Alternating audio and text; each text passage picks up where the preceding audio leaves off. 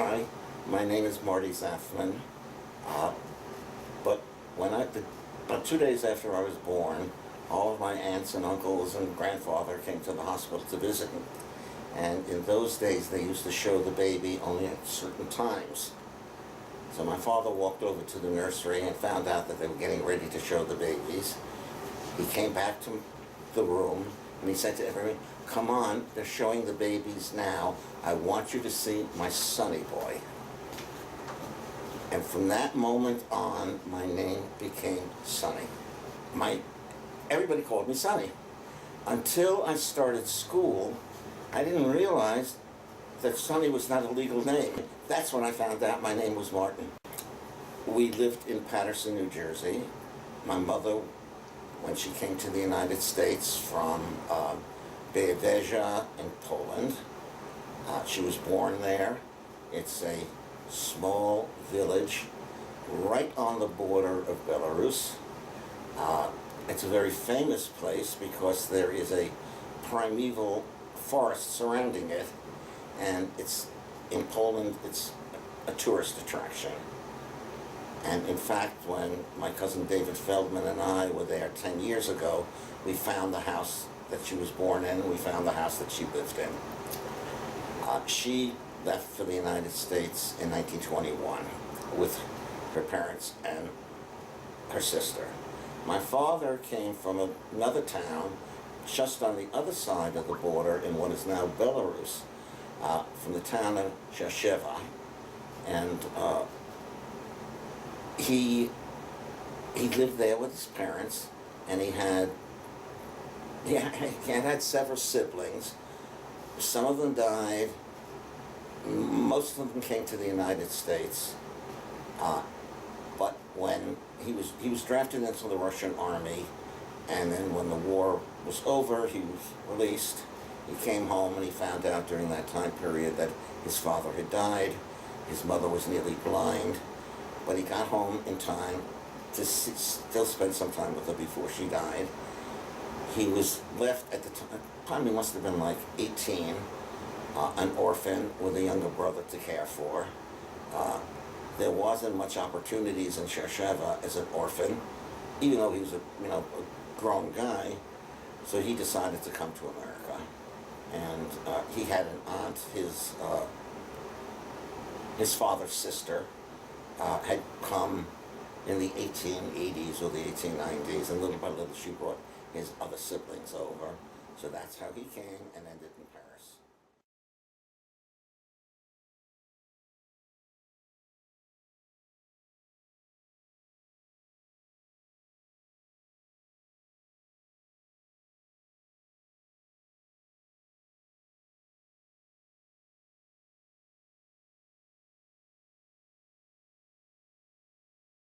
Judith was from Bialowieza.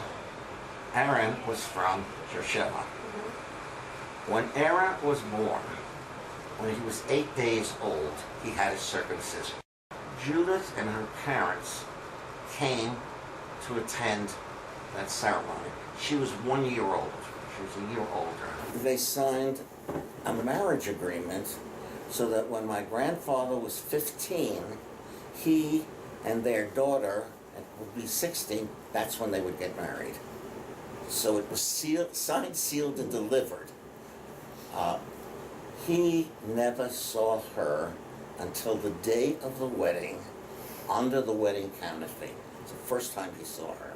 She, on the other hand, had a friend that lived in Rzeszowa. Judith once went to visit her friend, Rose, and she said, "Do you know the man I'm supposed to marry?" And she said, "Yeah, I know who he is. I know his family." She said, "I want to see him." So they were walking down the street. Rose knew where he came home from school. So he's coming home from school, and Rose saw him, and she said to Judith, "There he is." And they were sort of hiding, like behind it. She was staring at him. A woman from the town passed and saw that. And she labeled Judith I don't want to say a whore, but, as in not a very nice, what woman would do that? Before the wedding, she'd go see what her husband looks like.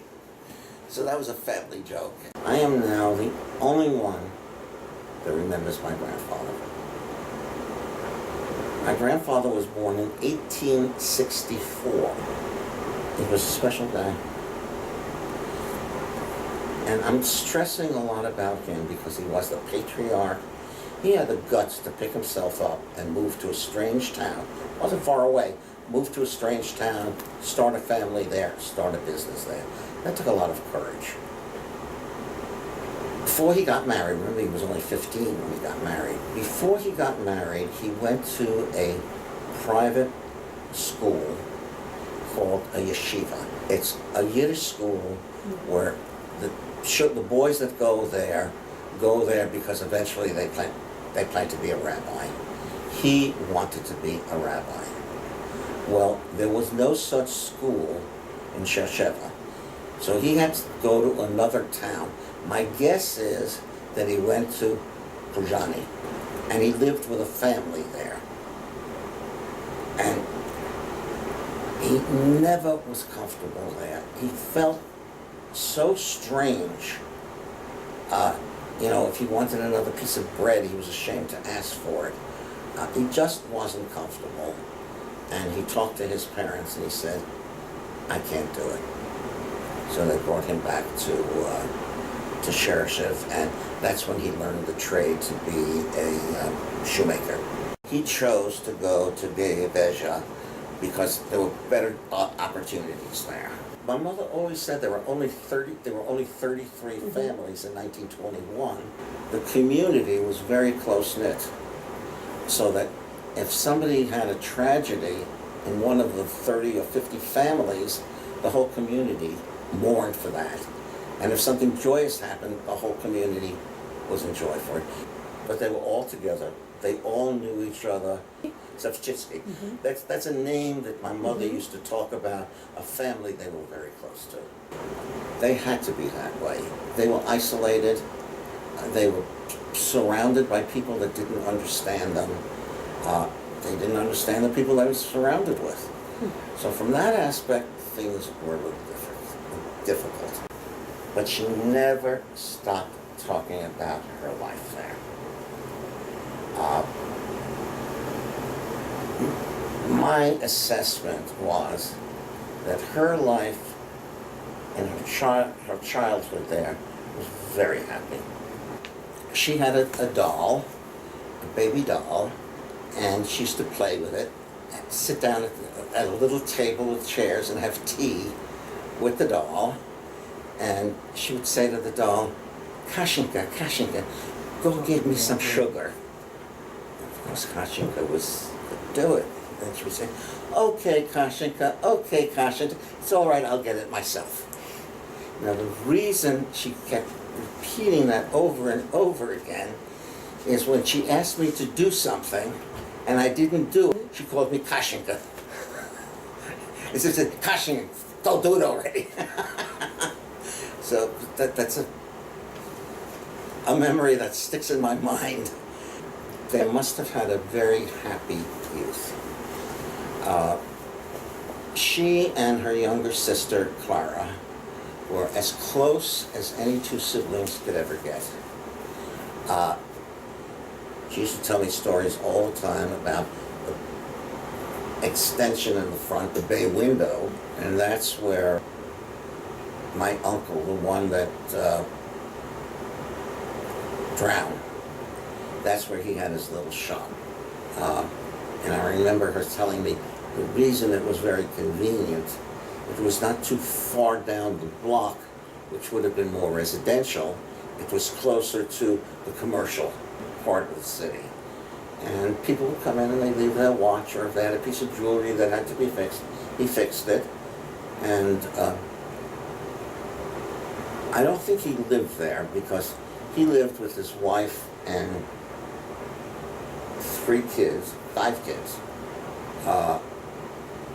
somewhere. But I do know that in 21, when my grandparents and my mother and her sister came to this country, Raina and Chaim and the children moved into the house.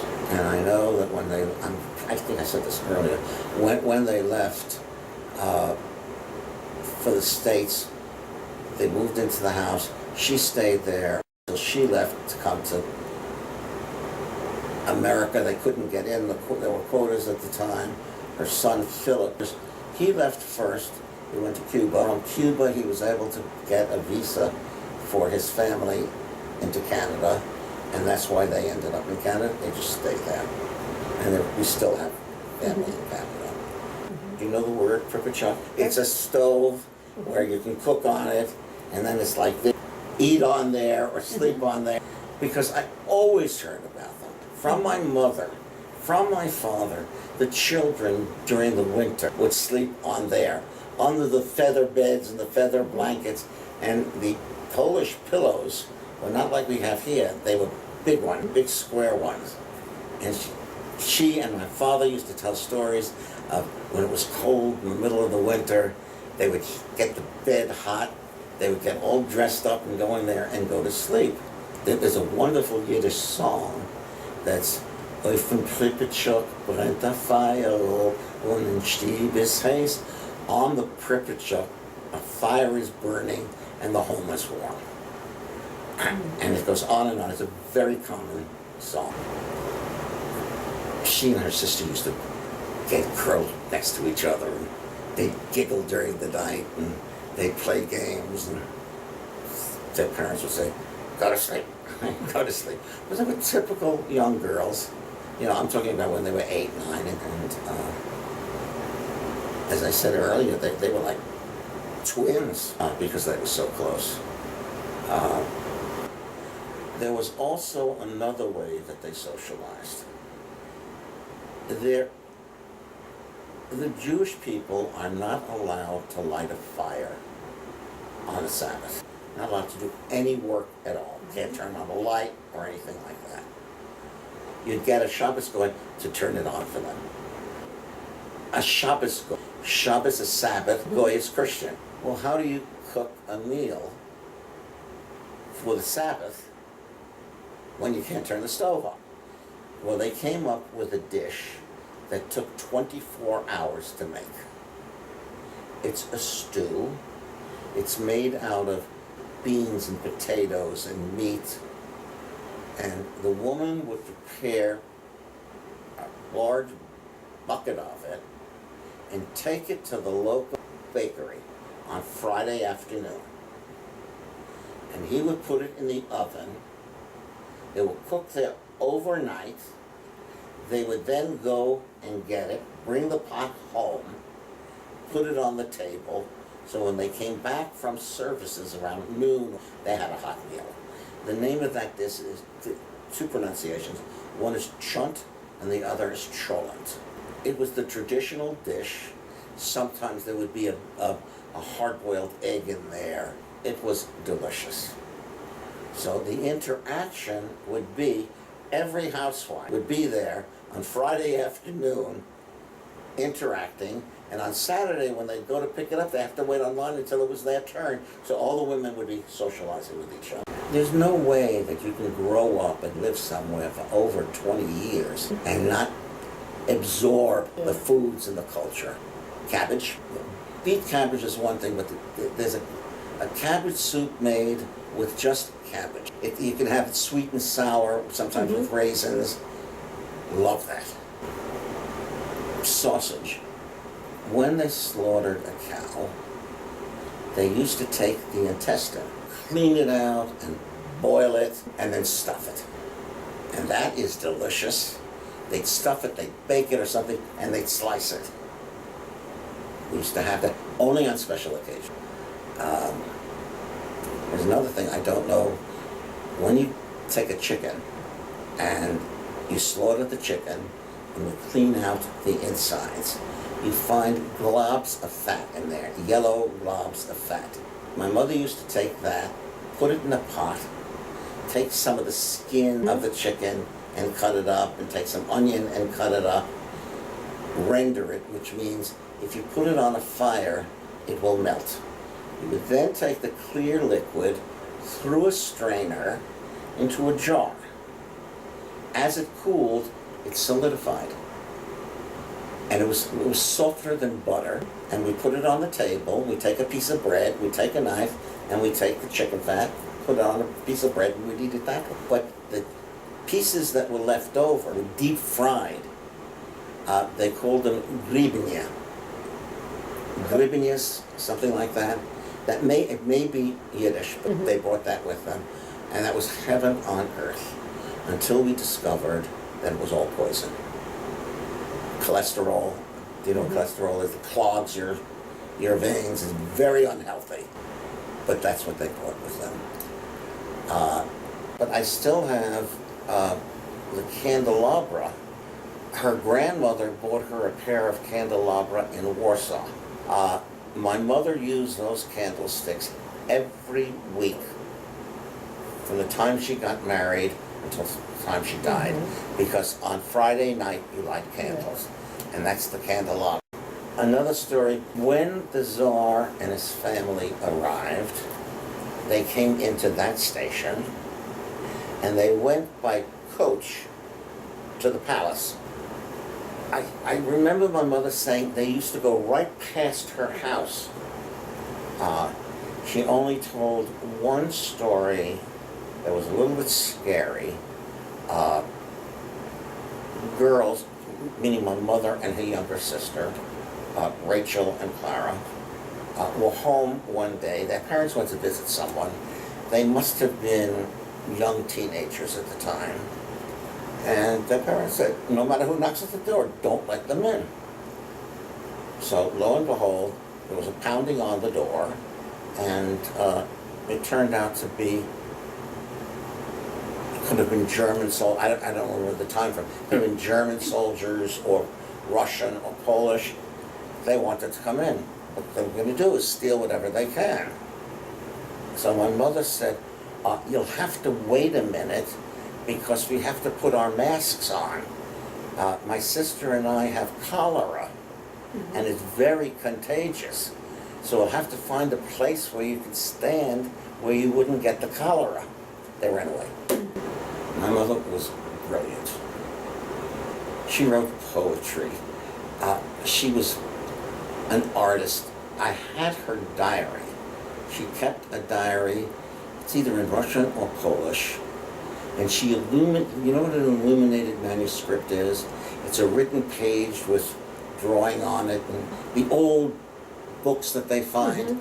She did these illuminations on each page. She drew flowers, decorated it, and it was a little black book with a black silk cover. And I may even still have it here, I don't know. It was when the Germans were there, and they found out that she was bilingual, German fluently, and she spoke Russian, and she spoke Polish, and they needed her to work in the court. If they arrested somebody, the average person there didn't speak German, so she worked there as a translator. Well, this would be sometime before 1917, between like 1914 and 17, and at that time she was a young girl. She was born in 98, so she was like 17 or 19, but she was very fluent, and she also spoke French. She learned it herself. Of all the children, of all my aunts and uncles, my mother, I'm sure, had the highest IQ. I think they ended up marrying most of the men from Shesheva. I'm talking about my mother's sisters. The brothers, one married a German girl who he met when he was a prisoner of war. He was in the army. He was captured as a prisoner, and he was in a prison camp for like 3 or 4 years. But during World War I, the Germans were not as vicious, so they would allow the Red Cross to come in once a week to tend to the needs of the prisoners. And he met this girl, Emily, and after the war they got married. But they did have their 2 children. Then, when the family left Białowieży, they took a train from there to Warsaw, but instead of going directly to Liverpool, where they sailed from, they stopped in Berlin. And he came to the train station to see his mother and father and two sisters. And they all knew they would never see each other again. And fortunately, there was a several-hour layover in Berlin. But my mother used to tell the story. The train pulled out. Herschel was running down the platform, crying and waving to his parents until he could no longer see the train. It was the last time I saw him. He did have two children. He had a son and a daughter. The son was older. In about 1937, my family got very worried of what was happening in Europe. So they decided, let's try at least to get the kids out. Arthur and Ruth. And we were able to get them out. And Arthur moved in with us, and he lived with us until he got married. So if not for the family getting them out, who knows what would have happened. They left behind their mother and grandmother. Now, when she married my uncle, her family disowned her. Because how could she marry a Russian? We're good German blood. We don't marry the Russians. And nobody talked to her after that in the family. A few years go by, and now we're into that. He'll tell us the exact date, 1941 or 42. During the height of the war, one day the phone rings. And it's this woman speaking German. And the only one that spoke German was my mother. Luckily, my mother answered the phone. And she said to her in German, Rivka, this is your sister-in-law, Emily, your brother Herschel's wife. I am now in Lisbon with my mother. We're getting on a boat tomorrow. We'll be home. We'll be in New York in 10 days. You can't imagine the joy of knowing these two kids, the whole family went crazy. They walked from Berlin, well, a suburb of Berlin. They walked from there to Lisbon. It took them years to do that. But they were always one step ahead of the Germans. And they did get on the ship. And one day on the ship, the grandmother, Emily's mother, was walking on the deck. And she sees a woman coming towards her, holding the hands of two children. It was her sister, who she hadn't spoken to, I guess probably 20 years. And the two, they really couldn't miss each other. I mean, they were right there, and they stopped. And they started to talk. When the ship docked, everybody went to pick up two people, except 5 got off, because her sister was going on to Pittsburgh with the two. They ended up staying with us 4 or 5 days. When the taxi pulled in, and we realized, oh, the whole neighborhood was there. Everybody was out in the street because we shared each other's joys and sorrows. And when they got out, everybody welcomed Amelia and Oma and this other woman who we didn't know until it was explained. And within 2 minutes, everybody was saying, this woman said, wait, I have extra pillows and blankets. Wait, I have a sleeping bag. They immediately brought everything down. Of course, all the kids slept on the floor, gave up our beds. It was such a joyous occasion. They survived. Now, Emily's husband died of TB. He got tuberculosis. In 1922, 23, something like that. But his children survived. Again, and now I'm trying to think of the children that were born in Bialowieza and what they did. First it was the first daughter was married, had 2 kids, Her husband left for the United States, left her behind with the two kids because he was going to try to establish something new for himself. He learned how to be an ironmonger. He would make fence, and he used to make fire escapes. She had a child here, the youngest one. She died a year or two after of a complication of the birth. Then her husband remarried, which was not uncommon for a single woman who would marry an older man that had children. And they were married for 50 years maybe. They never had children together. She was their mother, but she was like a stepmother to them. She never allowed her children to have contact with their grandparents or their aunts and uncles, even though they lived nearby. Okay, that was Malka. Rina, I mentioned to you, she was the last one to leave. Her husband was the jeweler and watchmaker. They're the ones that went to Canada. She left with 4 daughters and arrived with only 2. 2 of her daughters died on the ship coming over. Rose was the next one. She, when she was living in Bialovieza, was living a very comfortable life. They had the business. They lived in a nice house in a good neighborhood. When she got to Canada, she had nothing. And for some unknown reason, her 3 surviving children were not very good to her.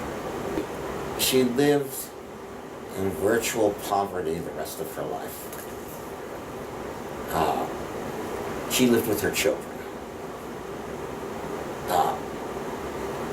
They didn't have much themselves. They had to move their son out of his room, and he had to sleep on a sofa so that grandma could have a room. And there was only one person that treated her well, and that was Bella's son, Leonard. She adored him, he adored her. So that was Rina. The next one was Rose. Her husband's name was Chaim also. She was a seamstress in Bialovieza. She was earning money. She was probably 16 or 17. And when Mildred wanted somebody to keep her company, well, Rina was married with a family and children, so that was out. Rose was working, and they couldn't spare her. The next child was Pauline, so Pauline came. When she came, her brother was already here, Sam. Sam became a furrier, and he had a nice little business. Pauline got married. Her husband was a tailor. He worked for a company. He made a nice living, and Sam always lived well. Pauline always lived well. By that I mean they never had to worry about paying rent or buying food or doing anything. Pauline was able to come down to Florida and spend the winters in Florida. When it was apparent that my grandparents and the 2 children wanted to come to the States, both Pauline and Sam had enough money to send them to make the trip. When they came, there was tremendous excitement because, by that time Malka had died. She was 28 when she died in childbirth. But Sam was there and Pauline was there. I'd say 99% of the immigrants from anywhere, Polish, Jewish, settled on the Lower East Side of New York City. Old, tall tenement buildings, crowded. They didn't want their parents to live there. So Pauline and Sam chipped in and they bought a house in Brooklyn. So when their parents came, they moved to a very, very nice area.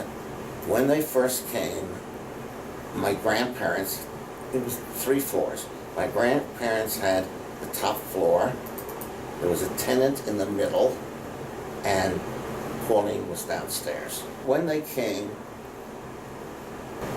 they got to Ellis Island, and the processing there, whatever, took ages.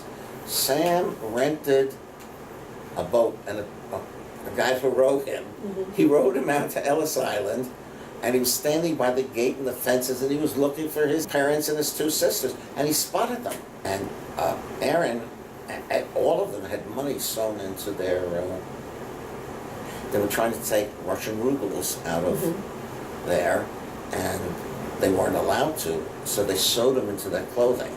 And about a stack, I ended up with a stack that big, because as soon as they got here, and he thought he was going to start being a rich man, he found out it was worthless, because those were rubles, and this was after the revolution. Old Russian money was worthless. When they left in 1921 to come to the States, the whole Jewish community got together and had a party for them. And they prepared a testimonial that everybody signed the day they left Białowieży. The document, I can't remember the words in there, but in essence, it was such a warm farewell document. He was loved by everyone. He was a philanthropist all of his life. He was kind, generous, warm, brilliant, and people just loved him for that. At some point, after they got married and he started having some children, he became very concerned that he'd be drafted into the Russian army. And it was very, very dangerous. The Russians used to conscript the Jews, train them, and when there was a battle, the Jews would be the first one in battle. They were expendable. And they would weaken the enemy, and then the rest of the troops would come in. So he said, how can I go and leave a wife and, I don't know, 2 or 3 children he had at the time? He had his eye removed so that he wouldn't be eligible for the draft. He had his eye removed and had, later on at some point, a glass eye, a prosthetic eye. People were desperate in those days. My father, who was about 14 or 15, was coming home from school in Sharsheva, and the Cossacks got him. And he disappeared for 4 years. Nobody knew what happened to him. One night he was in the barracks. At that point he was in Siberia. The Russians sent him to Siberia. And one night the captain came in with a pot and banging it and banging it. Wake up, go home, wake up, there's no more army. Right after the revolution, one of the first things the Bolsheviks did was disband the Russian army. So he had to hitchhike across Siberia. There was a train, Trans-Siberian Railroad, and he went as far as Bialowieza. When he got there, it was a Friday afternoon. It was too late for him to leave to go to Sharsheva because he's not allowed to travel. So what he did, there's a Jewish community and a Jew. My father went to services Friday night. And one of the men came up to him and introduced himself and asked, who are you, where are you from? And my father explained everything. And he asked him, where are you going to stay? He said, I'll sleep out in the field someplace. He said, no, you're coming home with me. So he took my father, and at the time there were 2 girls left in the house, my mother and her sister. The 2 girls knew that every Friday night their father's going to bring some soldier home. And they were also trained, don't ask for seconds. Don't ask for more food. And in he came, and he met the girls, and he stayed overnight, and all day Saturday, and I guess it was on Sunday, or maybe Saturday night, he continued on. That was about 1917 or so. In 1924, he went to a party that was held by the Sheresheva Society. These societies popped up all over the United States. He came in 1920. These societies, somebody would come, they'd be the first one from their village, and then they would hear that somebody else is coming, and they would welcome them, show them where they can find an apartment. It was a benevolent association, and they grew and they grew and they grew until some of these societies had hundreds and hundreds of people. Whenever you saw my grandfather, he was there in the books. He worked when he came to the United States. He taught. He became a teacher here who were going to be bar mitzvah. He was teaching them how to say the prayers and how to do the praying and the rest.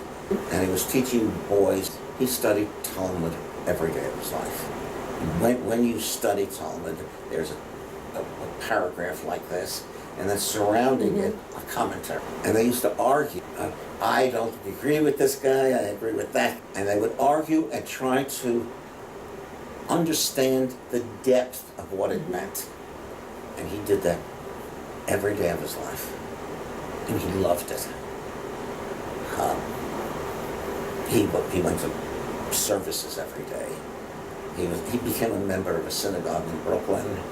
And in fact, when he died on a Friday night at home. But he went right from the house. The hearse took him to the synagogue, and the hundreds of people that were there walked behind the hearse. There were a couple of cars for people who couldn't do the walking, but they went there. From there, they went to the cemetery and buried him. As soon as he was buried on the same day, my mother and all of her siblings went to a wedding, his grandson's wedding, and we got there and we sat in a small side room until it was time for the ceremony. And when it was time for the ceremony, the family came in, walked down the aisle, sat down in the front. No music, no singing, nothing. They just performed the service. When it was over, everybody sat. We left, went home to begin the mourning period. That was a difficult time. His tombstone, somebody wrote a poem about him. And they took the first letter, or the letters of the alphabet of his name, and the sentence began with that letter. I think it's called an acrostic or something. And it's all dedicated to him, and what a wonderful man. He's buried in Mount Zion Cemetery, which is just outside of New York. They were really very lucky because they left before things got very bad in Europe. The Germans had entered Poland on September 1st, 1939, and they started moving east. Because when they kept going east, they got to Sheresheva. When they got to Sheresheva, they rounded everybody up. They just went from house to house, got everybody lined up, and there was a field outside, and they marched all of the men and women, anybody that could dig a ditch, and they dug a pit there. And a very deep one, and when the pit was dug, they lined the Jews up around in a circle, and then there was the first line, second line, they were lined up. And when you got there, it was the job of the person behind you to push you into the pit. Then when that pit was full, they would take, I think it's a lye, a white powder that helps disintegrate the bodies faster. They'd cover that. The next one, and the next one, and the next one. These people were buried alive. our one survivor from Beersheba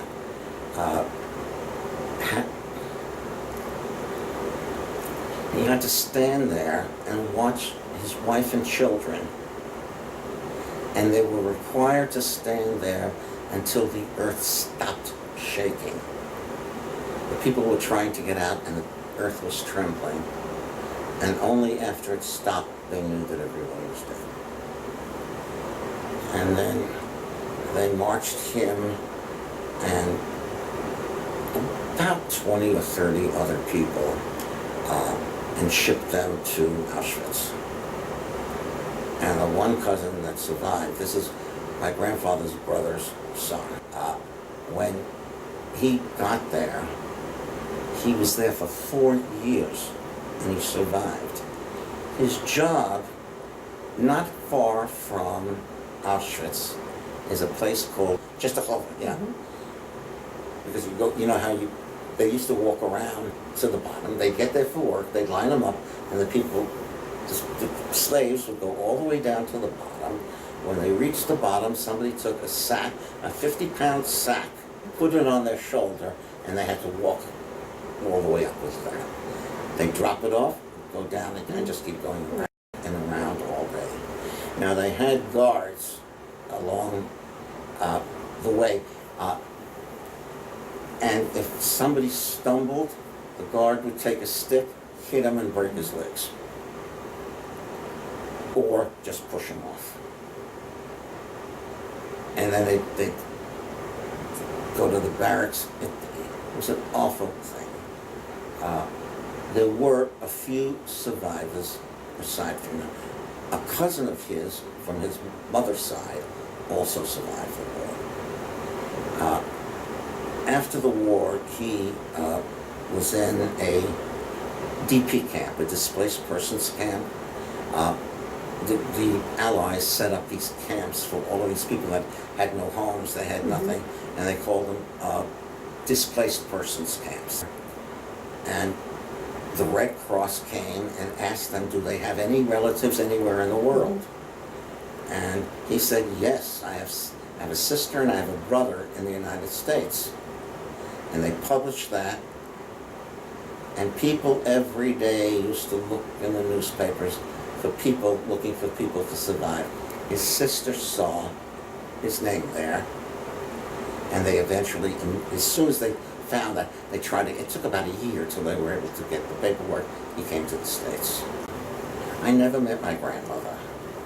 My grandmother died 5 years before I was born. I never knew her. None of the children ever really talked about their mother. I mean, the only story I ever heard about my grandmother is when she used to walk to do the grocery shopping. She had a white cat, and the cat would follow her in the street and sit outside the store until she came out, and then follow her home. All I knew about her.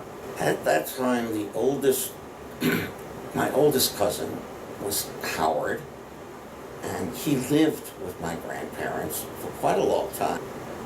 And I called him and I said, Howard, you know, I didn't know Grandma at all. You know, she died before I was born. What was she like? She was a nice lady. Well, can you tell me anything about her? She was a nice lady. She took care of the house.